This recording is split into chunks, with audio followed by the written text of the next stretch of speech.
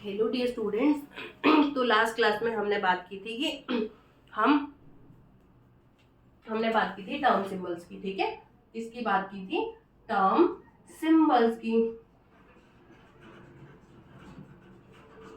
Term symbols की कौन से? जो हमारे मॉलिक्यूल्स थे, किस तरह के मॉलिक्यूल थे? एटॉमिक, है ना। एक single mono atomic atoms, mono atomic atoms के टर्म सिंबल्स की बात की थी। जैसे मैंने बताया था क्रोमियम, ठीक है, आयरन हो गया, क्रोमियम +2, आयरन +2, कोबाल्ट +2, नाइट्रोजन, जो सिंगल सिंगल एटम है, इनके टर्म सिंबल्स की हमने बात की थी, जिसका फॉर्मूला था 2s+1l। इस तरह से हम फाइंड आउट करते थे ना। आज हम बात करेंगे term symbols for diatomic molecules. Diatomic molecules, clear. Diatomic molecules जैसे कि आपका H2, Li2, ठीक है, C2, B2, boron 2, O2, S2, Cl2, F2, इस तरह के जो एटम्स है, इस तरह के जो मॉलिक्यूल्स है, ठीक है, इस तरह के जो मॉलिक्यूल्स है, आज हम उसकी बात करने वाले हैं। क्लियर। तो इसका फॉर्मूला क्या होता है टर्म सिंबल निकालने का? 2s+1l, G and U plus और माइनस। इसको देखकर डरना नहीं है।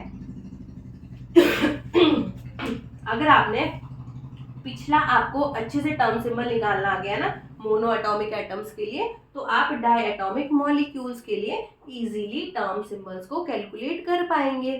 क्लियर। इसके लिए कुछ फॉर्मूलाज है, कुछ रूल्स है, वो मैं आपको बताती हूँ, वो आप नोट डाउन करते रहना साथ साथ में, ठीक है। तो इसके लिए रूल है, रूल नंबर 1 बोलता है कि सबसे पहले बात करते हैं हम एल की वैल्यू हम किस तरह से यहाँ पे फाइंड आउट करने वाले हैं। इस एल को ना हम लैम्डा से भी लिखते हैं, ठीक है। 2s+1 G and U plus और माइनस, इस तरह से भी, और इसको रिप्रेजेंट किया जाता है कुछ बुक्स में, ये इस तरह से रिप्रेजेंट किया है, कुछ में इस तरह से। क्लियर। तो देखो, सबसे पहले बात करते हैं एल की वैल्यू हम किस तरह से निकालते हैं। एल की वैल्यू हमने वहां पे देखा था कि एल की वैल्यू 0 होती है, 1 होती है, 2, 3, 4, ऐसा कुछ देखा था। तो उसमें बताया था हमने, जब मोनो एटॉमिक एटम्स के लिए देखा था, तो इसमें देखा था S, P, D, F, G, इतना याद है। ये हमने मोनो एटॉमिक एटम्स के लिए देखा था। ये देख रहे मॉलिक्यूलर ऑर्बिटल्स के लिए। अब काम का तो हमारा यही है, ये तो हमने पिछली क्लास में कर लिया, ठीक है। तो यहाँ देखो, इसके लिए होता है जो एल, अगर आपकी एल की वैल्यू 0 आ रही है तो उसके लिए टर्म लिखते हैं सिग्मा, इसके लिए पाई,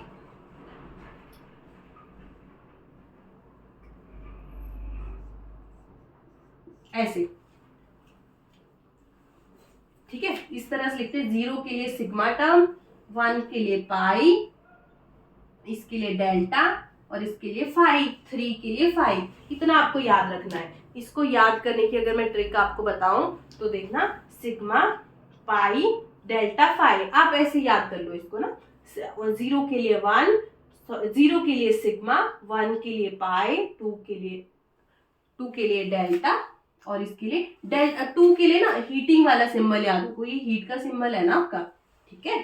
क्लियर। 2 के लिए हीटिंग वाला सिंबल, 3 के लिए 5। ठीक है, हो जाएगा ना। देखो 1, 2, 3, 4, 0 से स्टार्ट करते हैं। सिग्मा, पाई, हीटिंग 5, सिग्मा, पाई, हीटिंग 5, ऐसे करके आप याद कर लेना इसको, ठीक है। सिग्मा, पाई, हीटिंग 5, हीटिंग 5, 3 के लिए 5, ठीक है। एल की वैल्यूज आपको याद हो जाएंगी ना। इस तरह से हम इसमें एल की वैल्यूज को कैलकुलेट करते हैं। अब देखो, इतना हो गया ना। अब एल की फर्स्ट वैल्यू हमें पता चल गई कि एल हम किस तरह से फाइंड आउट करते हैं। अब सेकंड रूल हमारा ये है कि जो इसमें प्लस माइनस है वो उसका क्या मतलब है। प्लस माइनस क्या हर केस में आएगा? प्लस माइनस हर केस में डेफिनेटली नहीं आएगा। प्लस और माइनस आपका सिर्फ उस टर्म में लगेगा, है ना। Apply only the terms having sigma only. Clear? यहां से ये समझ आया कि कोई भी टर्म आपकी सिग्मा से रिप्रेजेंट हो रही है, जिसमें आपकी एल की वैल्यू सिग्मा है, उसमें ही आपका प्लस और माइनस आने वाला है, उसमें ही आपका प्लस और माइनस आएगा। अदरवाइज आपका प्लस माइनस नहीं आएगा। अगर आपकी एल की वैल्यू 5 आ गई ना, एल की वैल्यू 2 आ गई, या देखो एल की वैल्यू अगर 0 आ रही है, 0 ही तो सिग्मा के केस में आएगी। अगर एल की वैल्यू ओवरऑल वैल्यू 0 आई तो सिग्मा टर्म है, उसी में प्लस माइनस आएगा।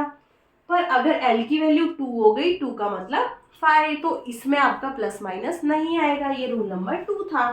क्लियर? रूल नंबर 2 ये है। तो रूल नंबर 3 देखते हैं कि रूल नंबर 3 क्या बोलता है। रूल नंबर 3 आपका बोलता है कि देखो, if the last electron enters in s orbital, अगर लास्ट इलेक्ट्रॉन आपका s ऑर्बिटल में प्रेजेंट है, ठीक है, MOT में मॉलिक्यूलर ऑर्बिटल डायग्राम जब बनाते हैं तो लास्ट जो इलेक्ट्रॉन है अगर वो s ऑर्बिटल में जा रहा है ना, s ऑर्बिटल में जा रहा है, तो ऑलवेज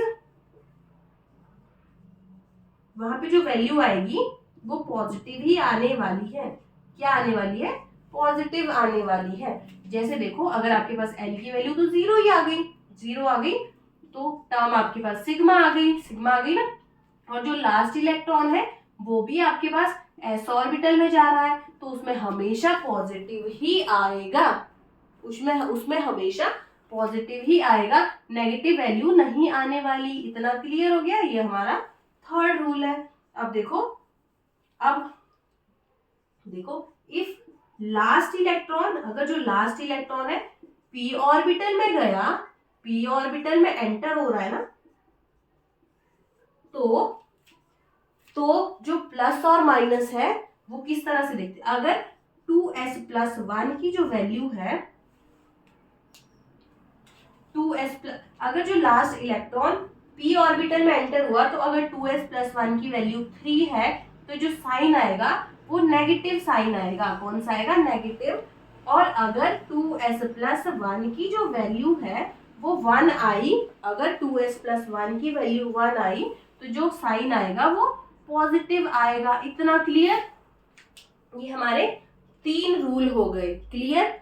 तो मैंने सबसे पहले बोला कि आपको सबसे पहले एल की वैल्यू फाइंड आउट करनी है। एल की वैल्यू फाइंड आउट किस तरह से करते हैं, तो मैंने वो आपको बताया था ना वहां पे। अभी हम क्वेश्चंस में करने वाले। एल की वैल्यू देखो 0 1 2 3 होगी, सिग्मा पाई हीट 5, इस तरह से आप लर्न कर देना। अगर मॉलिक्यूल में प्लस और माइनस सिर्फ तभी अप्लाई होगा अगर उसमें सिग्मा टर्म आएगी। सिग्मा टर्म कब आएगी? जब एल की वैल्यू 0 होगी, तब ही प्लस माइनस लिखना, अदरवाइज प्लस माइनस लिखने का कोई मतलब नहीं है। तो मैंने आपको बताया कि अगर एल की वैल्यू 2 आ रही है तो 5 है टर्म, 5 टर्म है तो प्लस माइनस आएगा ही नहीं, लिखना ही नहीं है। अब अगर जो लास्ट इलेक्ट्रॉन है वो एस ऑर्बिटल में जा रहा है, तब हमेशा जो टर्म आएगी, जो टर्म है सिग्मा के साथ, हमेशा पॉजिटिव वैल्यू आने वाली है। क्या आने वाली है? पॉजिटिव। पर अगर लास्ट इलेक्ट्रॉन आपका पी ऑर्बिटल में जा रहा है, तो जो सिग्मा टर्म है, सिग्मा टर्म के साथ 2s+1 की वैल्यू अगर 3 हो रही है, तो यहाँ पे हमेशा वैल्यू आएगी नेगेटिव। क्या आएगी? नेगेटिव। देखो इस तरह से। पर अगर 2s+1 की वैल्यू 1 है और टर्म आपके पास सिग्मा है, तभी तो आपके पास प्लस माइनस आएगा, सिग्मा के साथ ही ना प्लस माइनस आएगा। पर इस केस में लास्ट इलेक्ट्रॉन कहाँ गया है? पी में। अगर लास्ट इलेक्ट्रॉन पी में गया है, 2s+1 की वैल्यू 1 है, तो इस केस में पॉजिटिव साइन आएगा। इतना क्लियर हो गया। ये हमारे थर्ड रूल है, ये हमारा फोर्थ रूल है। अब हम बात करते हैं फिफ्थ रूल की। क्लियर, इतना क्लियर हो गया ना आपको। फिफ्थ रूल देखो,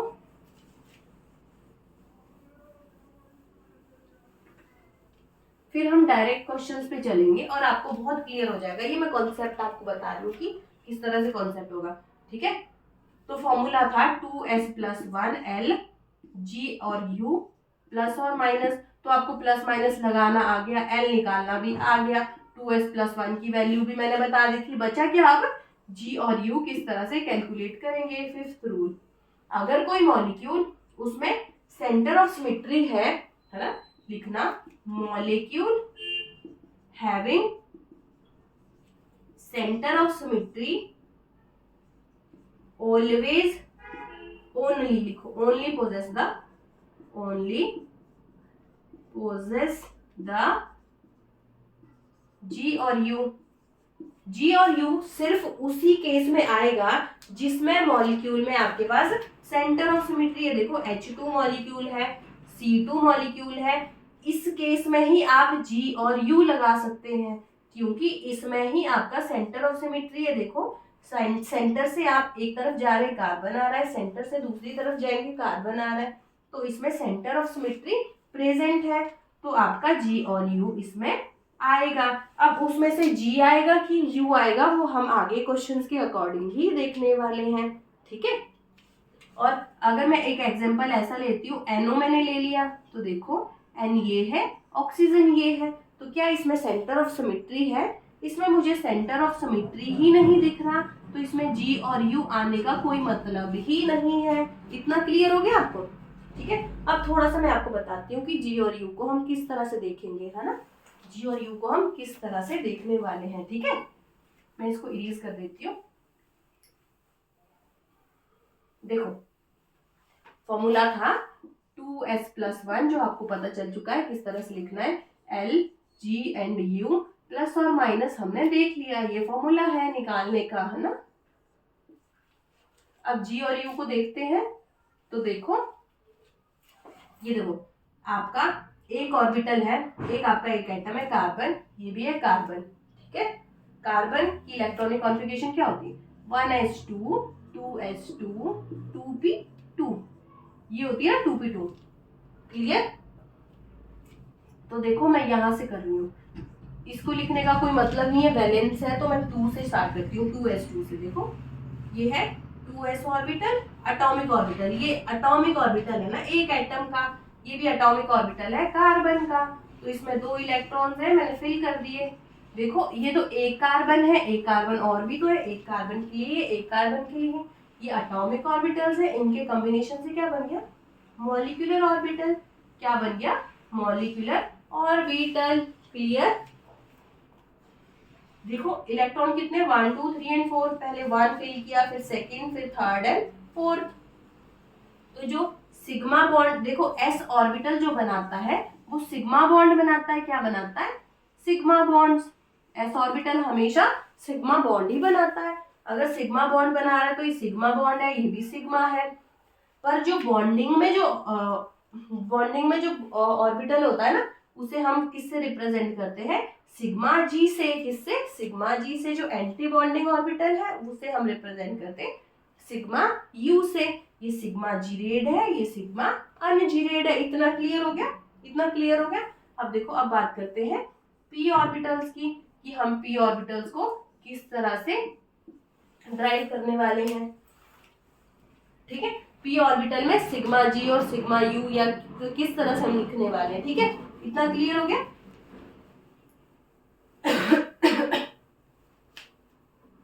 ये देखो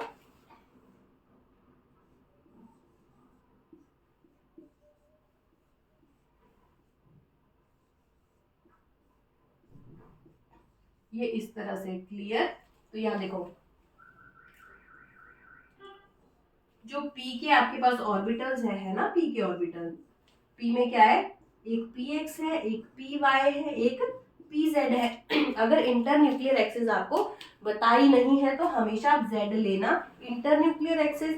अगर Z इंटरन्यूक्लियर एक्सिस है तो ये हमेशा क्या बनाएगी, आपकी सिग्मा बॉन्ड। क्या बनाएंगे, सिग्मा बॉन्ड। ये है आपका PZ, अकेला है तो सिग्मा बॉन्ड बना रहा है, तो इसको किस तरह से लिखेंगे, सिग्मा PZ। या फिर जो आपका सिग्मा बॉन्ड है बॉन्डिंग में जा रहा है तो उसको तो आप सिग्मा G से रिप्रेजेंट करने वाले हैं।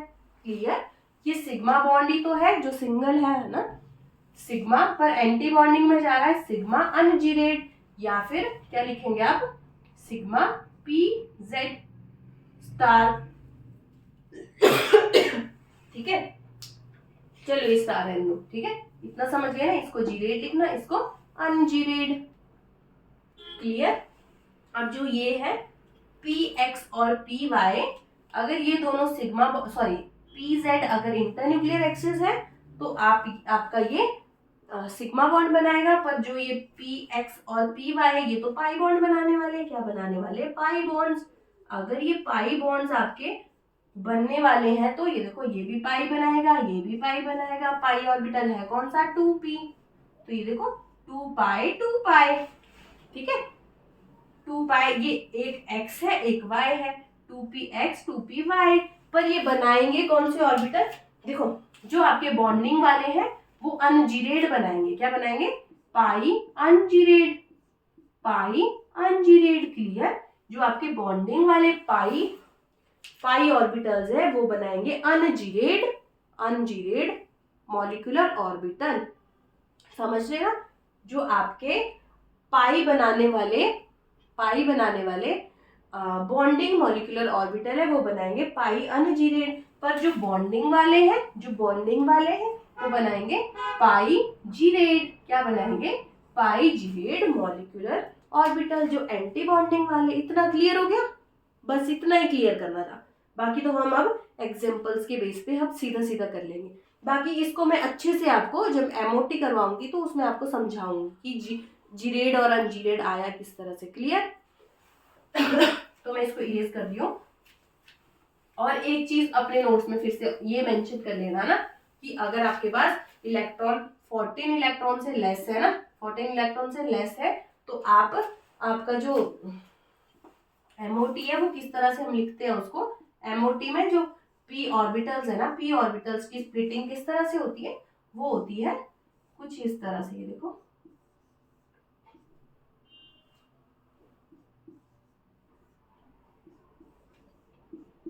कुछ इस तरह से, ठीक है।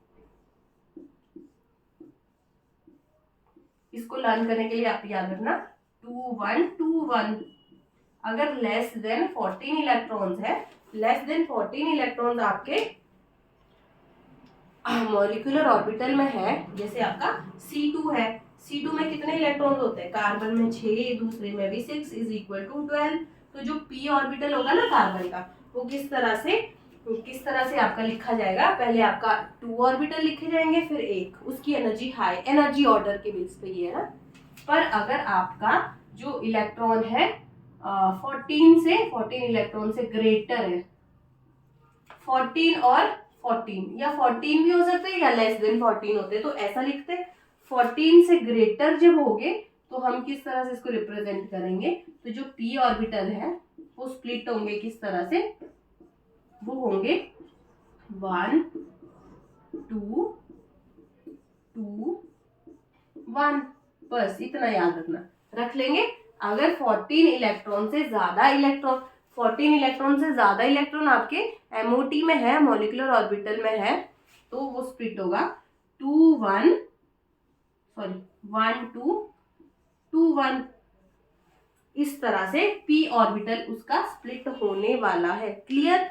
ये मैंने आपको मेन ट्रिक्स बताई है जिससे आप क्वेश्चंस इजीली सॉल्व कर पाएंगे, ठीक है ना। अब बात करते हैं क्वेश्चन पे, चलते हैं सीधा कि क्वेश्चन क्या बोल रहा है, ठीक है। मैं इसको इरेज कर देती हूँ।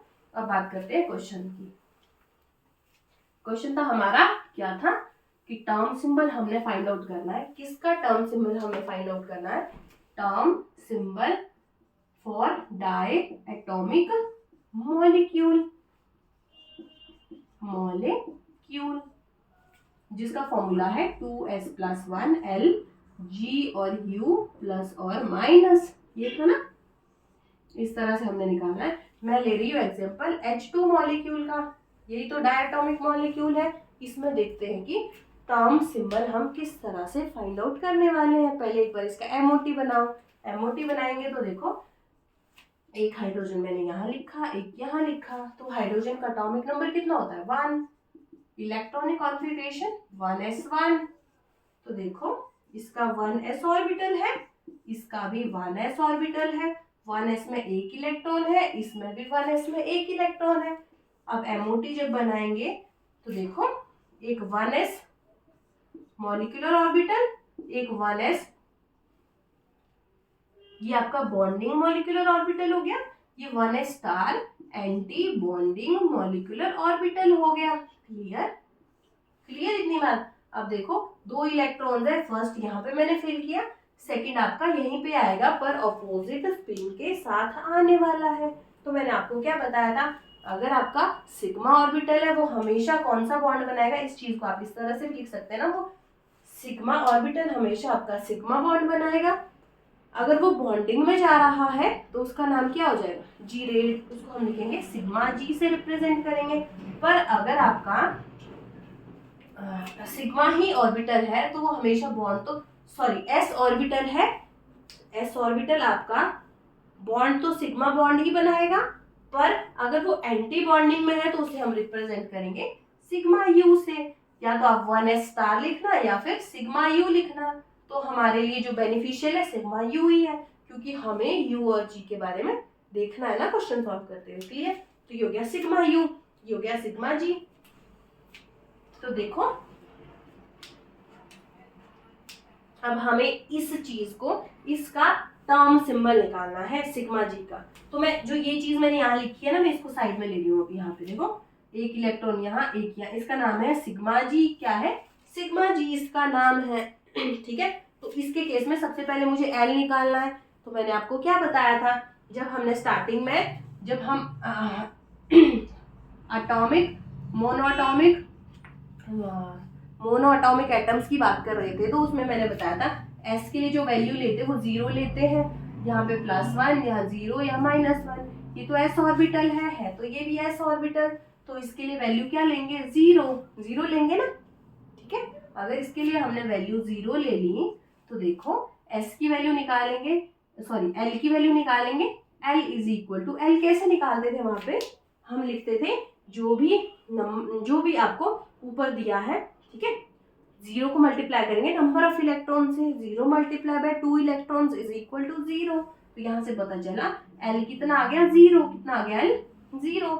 अगर एल की वैल्यू 0 आती है तो क्या होता है, वो अभी अभी हमने पीछे किया था, एल की वैल्यू 0 होगी तो सिग्मा होता है 1 2 3 सिग्मा पाई हीट फाई, ऐसे याद किया था। तो देखो एल की वैल्यू 0 है तो सिग्मा आ रहा है, तो टर्म ये एल की वैल्यू क्या आ गई, सिग्मा।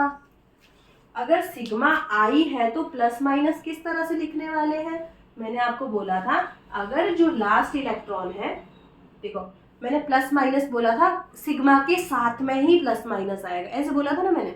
तो सिग्मा तो है, सिग्मा टर्म तो है, तो प्लस माइनस तो आएगा। अब देखो अगर जो लास्ट इलेक्ट्रॉन है, अगला रूल मैंने बोला था, लास्ट इलेक्ट्रॉन अगर आपका एस ऑर्बिटल में जा रहा है, लास्ट इलेक्ट्रॉन कहाँ है, एस ऑर्बिटल ही तो है, ये पी थोड़ी ना, एस ऑर्बिटल में जा रहा है, तो हमेशा ही साइन क्या आएगा, पॉजिटिव आएगा। ये भी मैंने बोला था, ये पॉजिटिव आएगा तो ये भी पॉजिटिव ही आ रहा है। क्लियर? इतना क्लियर हो गया? अब देखो इसमें 2s+1 की वैल्यू से कोई मतलब ही नहीं है। अगर जो लास्ट इलेक्ट्रॉन है पी ऑर्बिटल में जाता ना, तब हम 2s+1 के हिसाब से चीजें लगाते, साइन लगाते, +1 और प्लस और माइनस का साइन लगाते। क्लियर? तो देखो अब देखते हैं 2s+1 की वैल्यू क्या होने वाली है। तो इसके लिए 2s+1 की वैल्यू तो देखनी है ना, ये देखो कैसे निकालेंगे, s इज इक्वल टू कितना है, एक इलेक्ट्रॉन की स्पिन हाफ, दूसरे की हाफ, तो हाफ प्लस, सॉरी एक स्पिन हाफ दूसरे की हाफ, पर ये ऑपोजिट स्पिन के है, एक प्लस हाफ एक माइनस हाफ, तो s हो गया 0। अगर s की वैल्यू 0 हो गई तो 2s+1 कितना हो जाएगा, 2 इंटू एस की वैल्यू कितनी है, 0 + 1 इज इक्वल टू 1। तो 2s+1 की वैल्यू कितनी हो गई, 1। कितनी हो गई, 1। तो मैंने 1 भी लिख दिया, सिग्मा भी लिख दिया, प्लस माइनस भी लिख दिया, बचा क्या, जी और यू।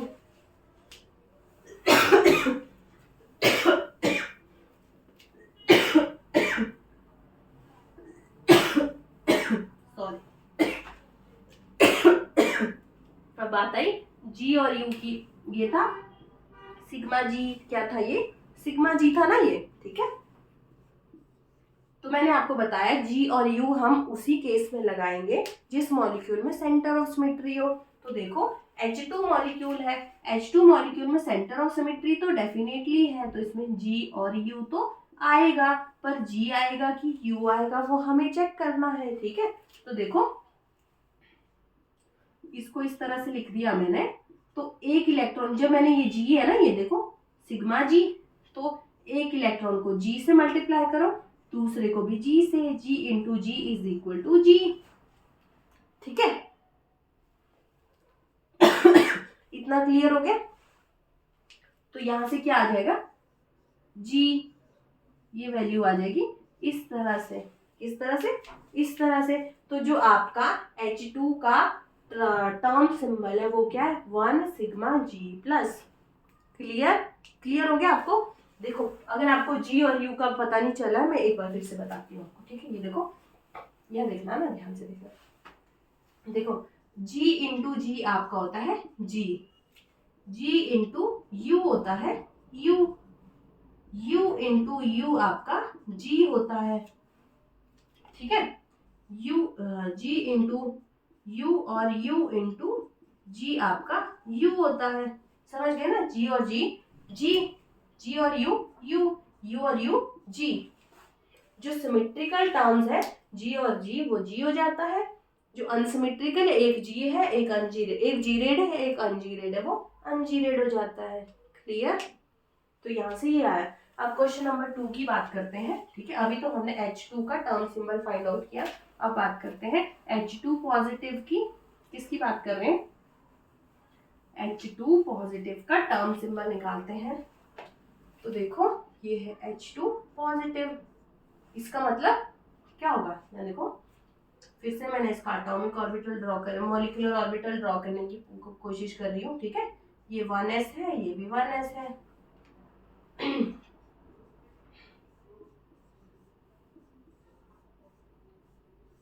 जैसा सेम H2 का था वैसा ही तो होगा। अगर ये सिग्मा है और सिग्मा जो s ऑर्बिटल है सिग्मा बॉन्ड बनाता है, और जो बॉन्डिंग में वो जीरेड होता है ना। s ऑर्बिटल हमेशा सिग्मा बॉन्ड बनाता है पर एंटी बॉन्डिंग में अनजीरेड होता है। क्लियर, इतना तो पता था। अब देखो इसमें क्या बोल रहा है, ये पॉजिटिव, मतलब H के पास एक इलेक्ट्रॉन इसके पास है, पर इसके पास तो इलेक्ट्रॉन ही नहीं है, तो सिर्फ एक इलेक्ट्रॉन यहीं पे है। यहाँ से तो इलेक्ट्रॉन जा चुका है, तो ये ऐसे ही बनने वाला है। तो एक इलेक्ट्रॉन आपका सिर्फ नीचे आएगा, कहाँ आएगा, नीचे, है ना। तो अब आपको इसका टर्म सिंबल फाइंड आउट करना है। टर्म सिंबल फाइंड आउट करना है तो पहले L की वैल्यू निकालो।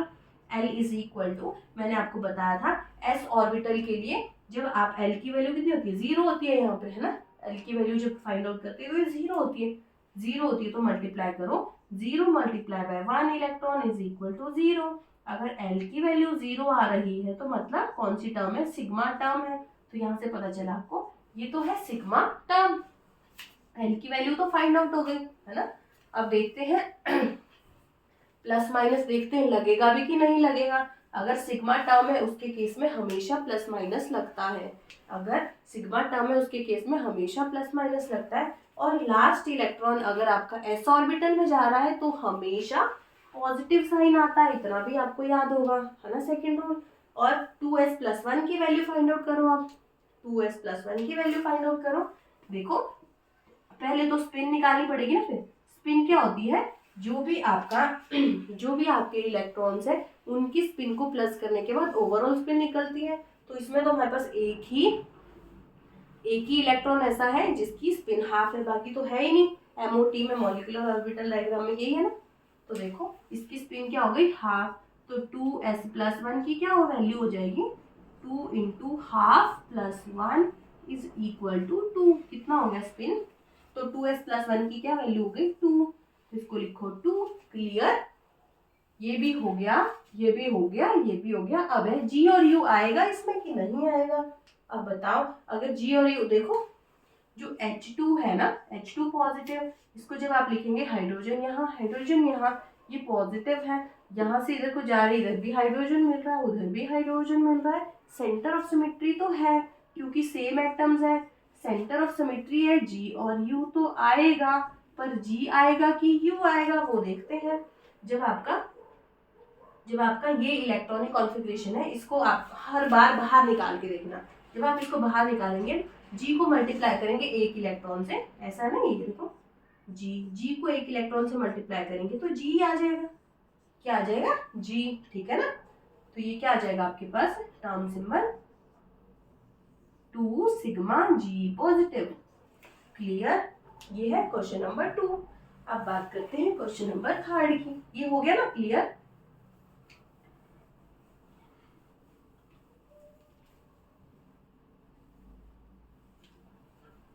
अब देखो क्वेश्चन नंबर 3 है H2 नेगेटिव।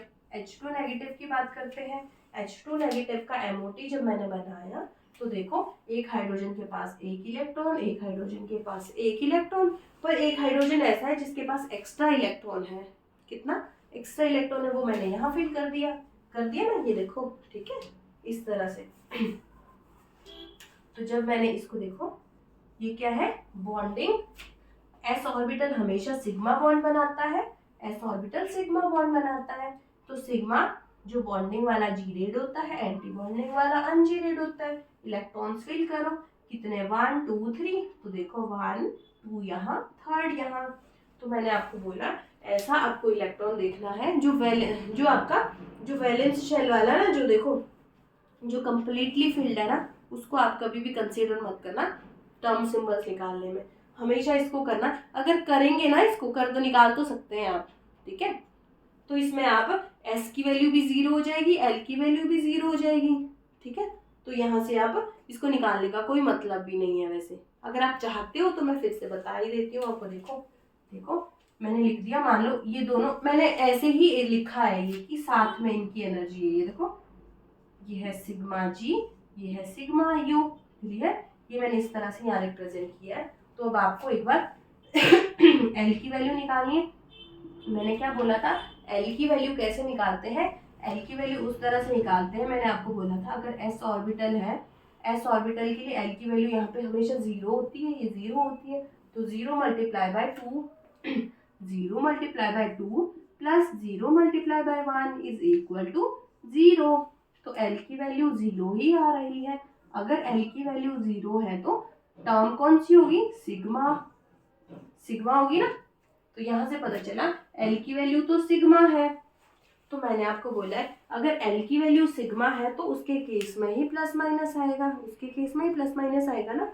तो प्लस आएगा कि माइनस आएगा, मैंने आपको क्या कहा था, प्लस माइनस तो आपका सिग्मा के केस में आएगा, पर अगर आपका जो लास्ट इलेक्ट्रॉन है वो s ऑर्बिटल में ही जा रहा है तो हमेशा पॉजिटिव ही आएगा। लास्ट इलेक्ट्रॉन देखो s ऑर्बिटल में ही तो जा रहा है, ये s ऑर्बिटल ही है, p तो नहीं है, s ऑर्बिटल ही है। तो अगर ये s में ही जा रहा है, देखो s में जा रहा है तो हमेशा पॉजिटिव साइन ही आएगा। तो अब देखते हैं g और u आएगा कि नहीं आएगा। यहाँ देखो ये आपका, ये मैंने साथ साथ लिख दिए, तो इसको मल्टीप्लाई कर दो, g इंटू जी, ठीक है। तो इसको मल्टीप्लाई करके आ गया g, क्लियर।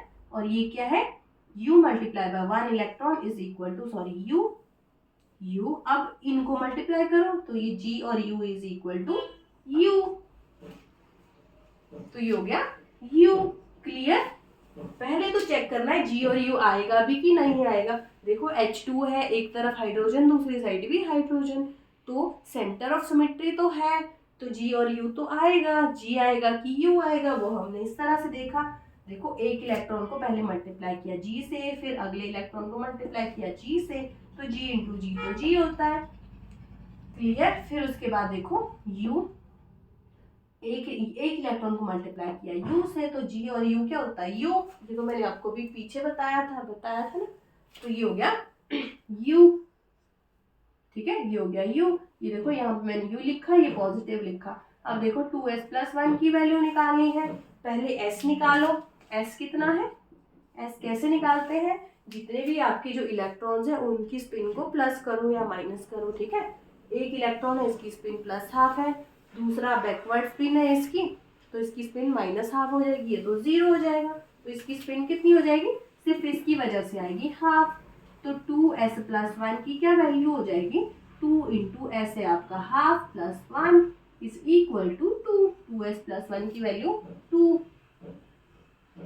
क्लियर। तो यहाँ से पता चला H2 माइनस का जो टर्म सिंबल है 2 सिग्मा u पॉजिटिव आ गया। क्या आ गया, 2 sigma u positive. Clear, clear हो गया ना आपको। मैं इसको इरेज कर दूं, ठीक है, मैं इसको इरेज कर देती हूँ।